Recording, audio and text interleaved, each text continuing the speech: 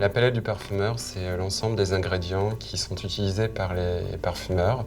Ces ingrédients sont appelés des matières premières. Et chaque parfumeur, à l'instar des peintres, choisit les ingrédients qu'il a envie d'utiliser. Il existe des milliers d'ingrédients. Certains sont d'origine naturelle et d'autres d'origine synthétique. Chaque extrait naturel est constitué de centaines, voire de milliers de molécules. En revanche, les ingrédients synthétiques, en général, sont constitués d'une molécule unique. Il existe différents procédés pour extraire les produits naturels. Le premier est l'hydrodistillation, qui est obtenue à partir de la distillation à la vapeur d'eau. On peut extraire des fleurs, des graines, des écorces. Par exemple, l'écorce de cannelle, qui produit l'huile essentielle de cannelle. On peut également distiller du bois et des racines. Il existe un autre procédé qu'on appelle l'essence exprimée, qu'on obtient à partir de la peau des agrumes, qu'on exprime à froid et on obtient l'huile essentielle de citron, de bergamote ou de mandarine. Il existe une deuxième catégorie d'extraction des produits naturels qu'on appelle des absolus.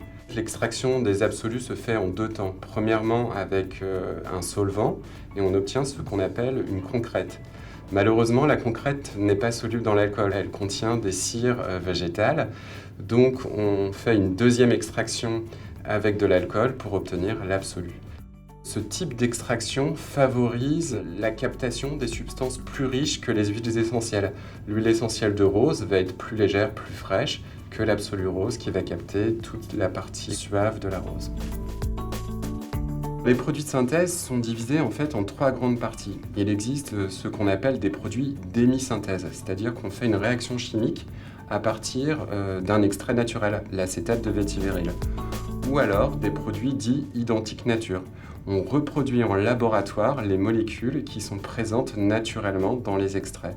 La troisième catégorie des produits de synthèse, ce sont des produits de synthèse qui sont des inventions de l'homme, issus des plus grands laboratoires de chimie, qui sont extrêmement intéressants. Je dois dire d'ailleurs que depuis que la palette des parfumeurs s'est enrichie des produits de synthèse, on a vu apparaître la parfumerie moderne qu'on connaît aujourd'hui.